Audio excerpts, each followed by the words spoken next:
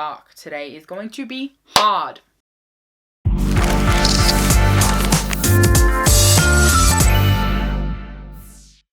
Hey guys, it's Jay. Welcome back to my channel.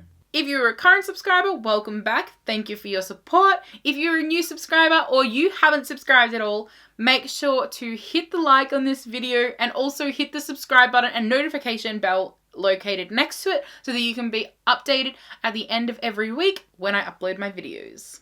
Today I'm actually going to be discussing my experience working in retail. Specifically, I've worked for women's plus size fashion and I've worked for men's casual and formal fashion wear. I've also worked in hi-fi and I've worked in a customer service role at a stadium, I guess. I've worked at a stadium as well. So I'm specifically going to be talking about my experience in fashion retail because that's where I've spent most of my time. Also, just a bit of a disclaimer, this is not a roast session on fashion retail customers. This is specifically my experience working with fashion retailers and the shittest parts of it, from 5 being like the least inconvenient to number 1 being the thing that sucked the most. So let's start at number 5.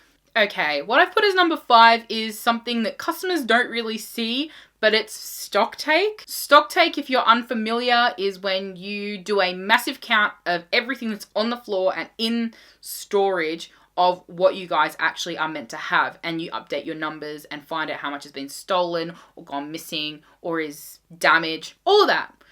I've put it as number 5 because it really only comes up once a year. You don't have to do it all that often. And if management gives you enough notice, you actually, as long as you do what's expected of you, you can get it over and done with. The hours kind of suck, but if you're doing overtime, it's kind of worth it. And if you're in a place where only the managers are responsible for taking care of stock take, then even better for you as a part-timer or a casual. Number 4 is a very obscure thing to feel so passionately about, but I hate hangers. I hate hangers. I hate folding tables. They are the worst because generally t-shirts and jumpers fit on hangers. But then when you work in plus size, there's wide necklines and they don't stay. There's chiffon materials and they don't stay. Pant hangers, I don't even want to get started on because things just fall off when you just breeze past them. When you walk past, things will fall off hangers.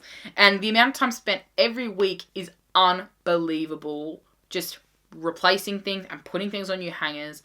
And folding tables are even worse. Folding tables, you have to refold everything all the time. I feel like having interesting racks is way better than having a folding table because it looks like a mess, it looks like shit, and unless you work in a place that's really quiet, you never really have time. Just visual merchandising coordinators don't understand that not having proper hangers for proper garments and having folding tables is a nightmare. Number 3 is also something that I don't think customers would understand. They would know the familiar feeling of what's going on, but I don't think they would understand. And that is the aggressive upselling approach. Generally, no matter where you work, the retail assistants are being told to do a handful of things. They have to greet the people that come into their stores when they arrive as soon as possible. They need to assess the needs of why their customer is in their store. They need to upsell. They need to get the customer buying more than what they initially came in looking for. They need to sign up to loyalty programs, get donations for charities that's partnered with their organization. And then lastly, throughout all of that and their saying goodbye approach, they need to make a repeat customer out of the person that's in the store. Now, that sounds all fancy dancy, but there's people who come in with budgets. There's people who come in not interested in speaking to their customer service workers. There's people who come in just knowing what they want. They don't want any more. They don't want any less. And there's so much emphasis on doing that with every customer that if you don't do that with every single person, especially it's difficult to do that when you're busy, and it doesn't reflect on your numbers, then it doesn't look like you've done your work and it gets really competitive behind the scenes. So I really hated that approach, and working places where there was no pressure to sell or there was no pressure to upsell was actually really great. I feel like I had much more positive customer service experiences and there were way more repeat customers in that environment too. Number 2, I've put down not because it has severely impacted me, but I feel like it's a worldwide thing. Working in retail really sucks when it comes to pay. The pay rates aren't amazing, especially when the people working in those environments are young people.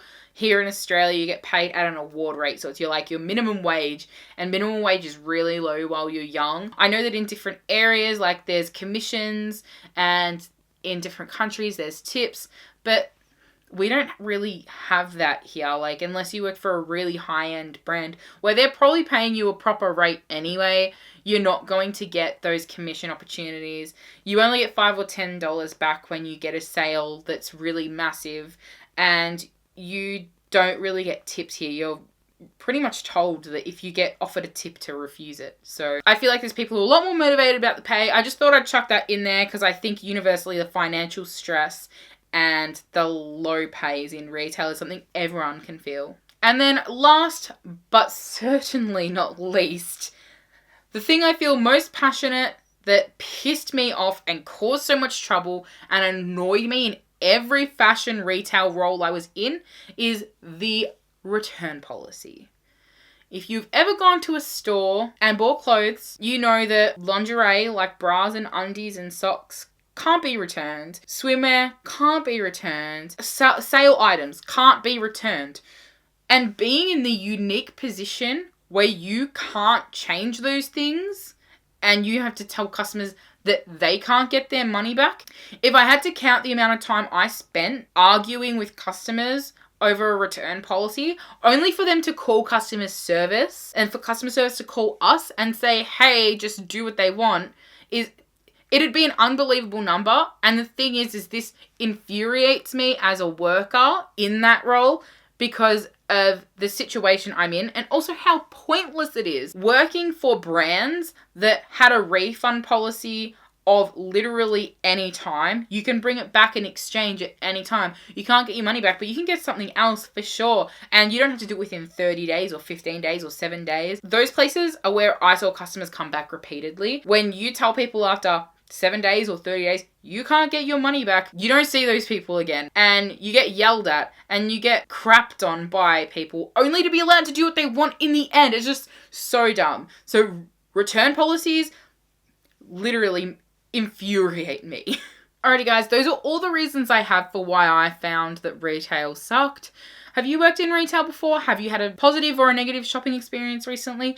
Make sure to sound off in the comments below and we can get some discussions happening because I love talking to people about their experiences in retail. If you want to connect on my socials as well, they're in the description. You can find me at itsjfrancis0 on all platforms from Facebook to Twitter to Instagram to Snapchat, so we can connect there as well. Also, on the topic of retail and fashion, I am comparing plus size fashion in Australia on my channel next week. So if you enjoyed this video or you really want to see that video, make sure to subscribe and hit the notification bell right next to it so that you can be notified when that video goes up, because I'm really, really excited to finally share this with you guys. Alrighty, that's all I have for this week. Make sure to take care of yourselves and I'll see you next week. Bye.